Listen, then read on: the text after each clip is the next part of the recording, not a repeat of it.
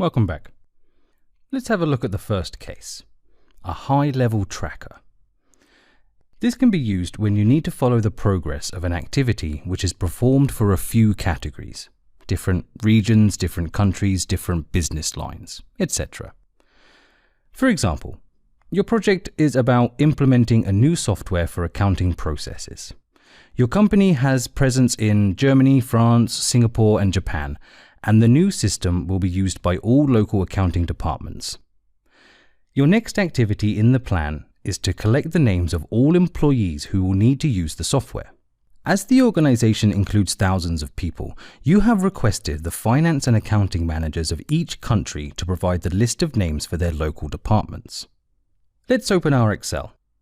A good first step before typing anything is to mark the whole sheet and change the fill color to white.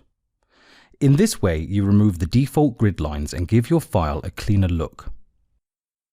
We will start typing not from the very edge of the sheet, being cell A1, but we'll leave one column and one row empty. This gives some space to the table and is a commonly adopted practice. We will also reduce the height and width of the first row and column.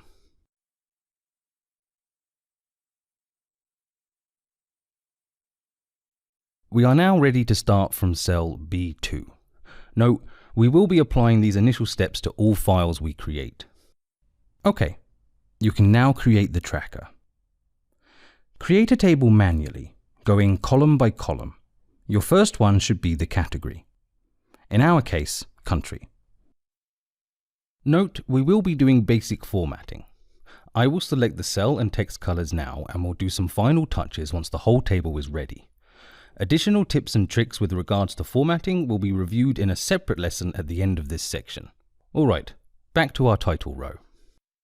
I will go for a blue color and paint the letters white for better contrast.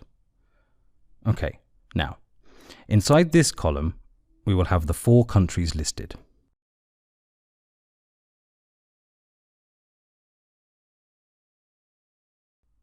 The next column can be the name of the responsible person to complete the action, whatever the action is. In our case, here we have the names of the 4 F&A managers.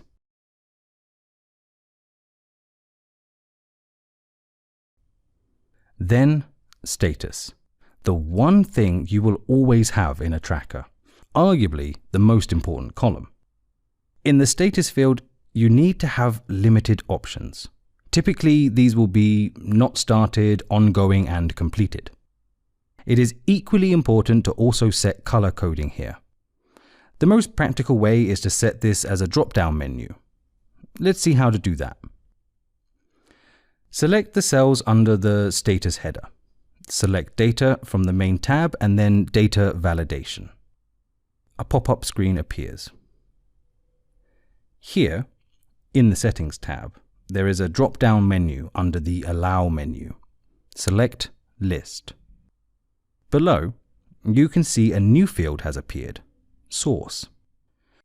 You can type the values that you want your list to have, separated by a comma, like that. Note, the list separator symbol may be different depending on your Windows settings. Semicolon is used for certain regions. In case these do not work for you, check your list separator symbol in your control panel under Region. Okay, moving on. Click OK. Ready. These cells are now drop-down menus, from which you can only select between the 3 options: not started, ongoing, and completed. Next up, we need to color code the 3 options. So whenever we select completed, for example, it shows a positive color, like blue or green. Select the drop-down menu cells. From the Home tab, select Conditional Formatting. From the options, select New Rule. A pop-up window appears. Select from the list you see, Format only cells that contain. The format of the window changes, and at its bottom you can now program your rule. Leave the first drop-down as cell value. Change the second one to equal to. This means the new rule will be applied only if the value matches what you write here. In the final box to the right, write down your first status option, not started. Now, you can select the color. Below there is a button format. Click on it. I will select a color to fill the cell, so I will go to the Fill tab. The menu with the colors appears and you can select the one for not started. I would go with something neutral here, let's say gray. Click OK and again OK on the window. Let's see if it works. We select a cell and choose Not Started. Hurrah! We have successfully color-coded this option. We need to continue with the rest in the exact same way. I would choose green for ongoing and blue for completed. Great! Our status column is now ready. Finally, it is often convenient to add a free text column in such documents for comments. Here we leave room for any ad hoc explanations that are important for the work. For example, Frank needs to prepare the list not only for his internal employees, but also for the employees of a vendor company which provides services to his organization. They also need accesses to our system so that they provide the service. You can add these as a comment for better clarity.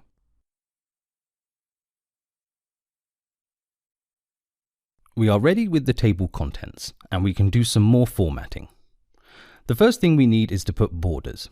The quickest way to do that is to select the whole table and click on All Borders from the Borders drop-down menu. Next, I will use bold for the title row. You can also increase the text size by 1 degree to further strengthen the titles visually. Let's see the alignment. The contents of my status column are standardized and limited within the 3 options. Hence, it will look better if aligned in the center. I will select the whole column and click on the center option under the alignment section on the Home tab. Neat. Then I can decrease the text size of the status options by selecting the cells below the title and decrease the font size.